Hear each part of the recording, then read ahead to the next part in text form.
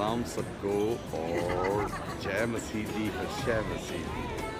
तो क्रिसमस के दिनों में ये देखें लोग ट्रैवल कर रहे हैं, आ रहे हैं, जा रहे हैं और देखें यहाँ हर तरफ आपको खुशियों से भरे हुए लोग भाग रहे हैं, जा रहे हैं, क्योंकि क्रिसमस का दिन जस्ट 2 दिन के बाद हो रहा है।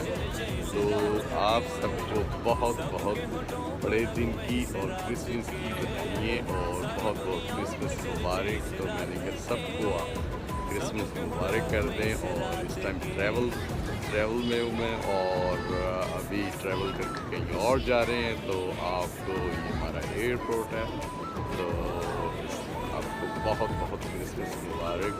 तो ओके, मिलते हैं, बाय।